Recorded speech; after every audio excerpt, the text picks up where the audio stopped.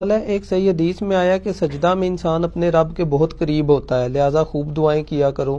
اس حوالے سے کون سی دعا ہے جو مجھے سجدے میں کرنی چاہیے؟ صحیح مسلم میں یہ حدیث ہے کہ تم میں سے کوئی بھی شخص سجدے کی حالت میں اپنے رب کے سب سے زیادہ قریب ہوتا ہے تو اس وقت اپنے رب سے خوب دعائیں مانگو، تو وہی دعائیں کریں جو نبی علیہ السلام نے کی ہیں۔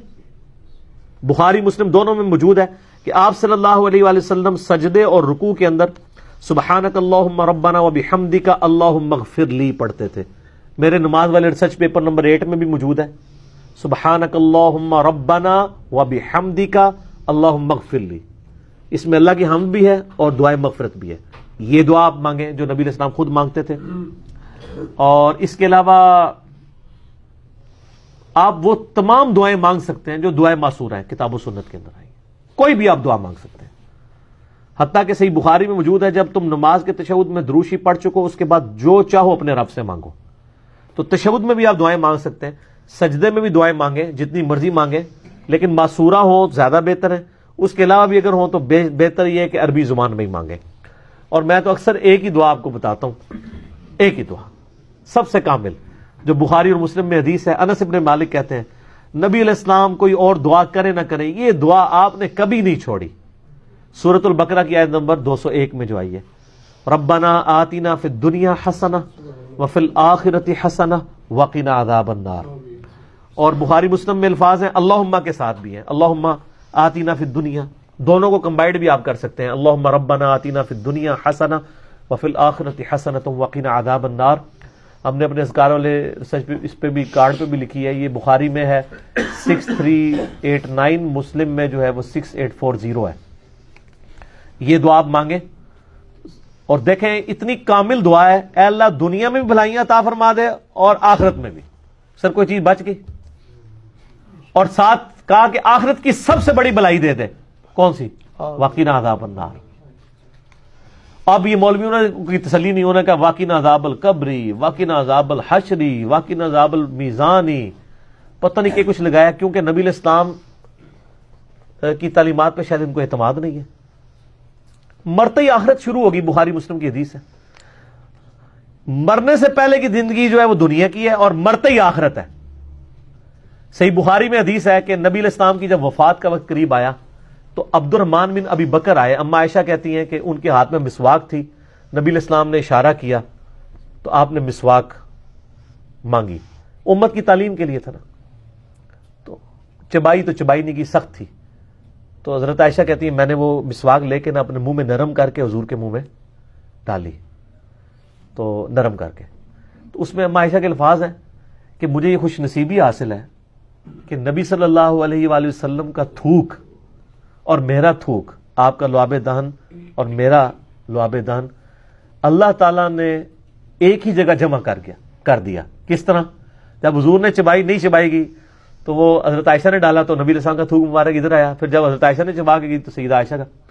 اس میں الفاظ ہیں اس دن جو اللہ کے نبی کی دنیا کی زندگی کا آخری دن اور آخرت کی زندگی کا پہلا دن تھا۔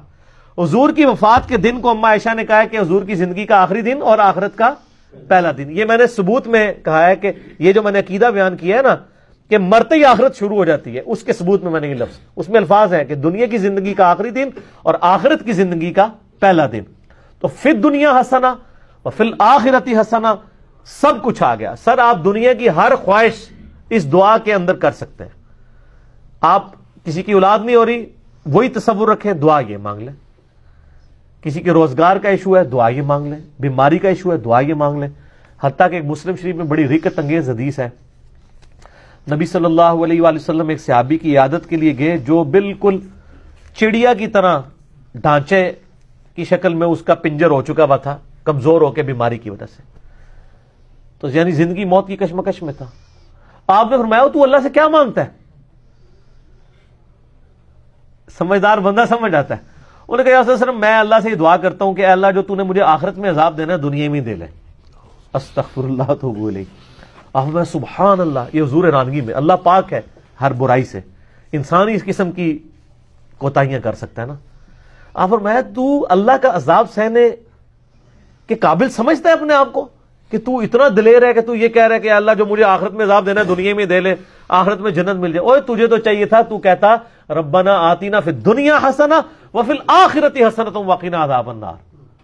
کو اللہ کے خزانے میں کمی آنے والی ہے؟ تو دنیا میں بھلائیاں مانگ، آخرت میں مانگ، تو کیا ہے اللہ کے ساتھ سودا کر رہا ہے؟ کیونکہ یہ کوئی سودے والا معاملہ ہے، وہ تو کرم ہی کرم ہے، رحم ہی رحم ہے، اس کا تو اس کی رحمت کی تو کوئی انتہا نہیں ہے۔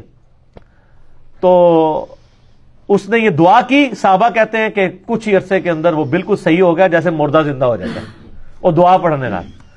اے سر، یہ دعا بہت بڑا وظیفہ ہے، ربنا آتینا فی الدنیا حسنہ وفی الآخرۃ حسنہ وقنا عذاب النار۔ تشہد میں اسے لازم کریں۔ ایک تو وہ جو صحیح بخاری مسلم میں ہے نا، 4 چیزوں کے شر سے پناہ مانگو، اللہم انی اعوذ بک من عذاب جہنم ومن عذاب القبر ومن فتنۃ المحیا والممات ومن شر فتنۃ المسیح الدجال۔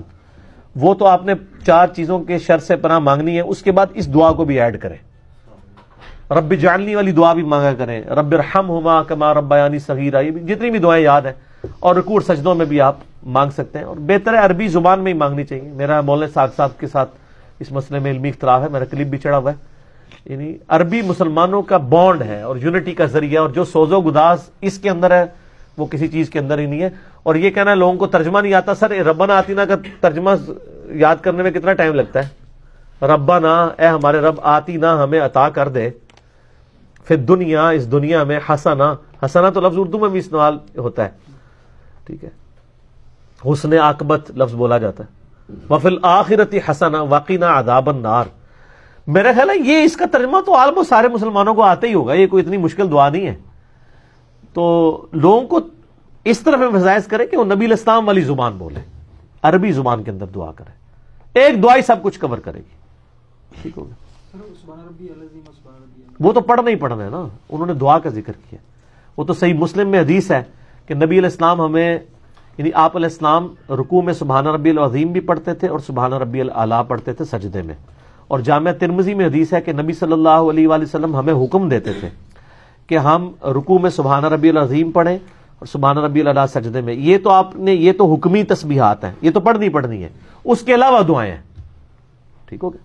جیسے صحیح بخاری مسلم میں حدیث ہے کہ نبی علیہ السلام نے یہ حکم دیا ہے کہ 4 چیزوں کے شر سے اللہ کی پناہ مانگو تشہد میں، اللہم انی اعوذ بک من عذاب جہنم ومن عذاب القبر ومن فتنۃ المحیا والممات ومن شر فتنۃ المسیح الدجال۔ یہ تو آپ نے مانگنی ہے نا، اس کے علاوہ تو بخاری میں الفاظ ہیں، اس کے بعد جو چاہو اپنے رب سے مانگو۔ تو وہ یہ پوچھ رہے تھے کہ یہ نبی علیہ السلام نے جو حکم دیا ہے کہ آپ نے رکوع میں اللہ سے مانگنے کا بہترین موقع ہے سجدے میں، تو کیا مانگے؟ تو میں نے بتایا کہ یہ مانگے، وہ تو کرنا ہی کرنا ہے، وہ تو ڈیٹم لیول ہے نا، وہ تو obligatory ہے، اس کے بعد یہ بھی مانگے۔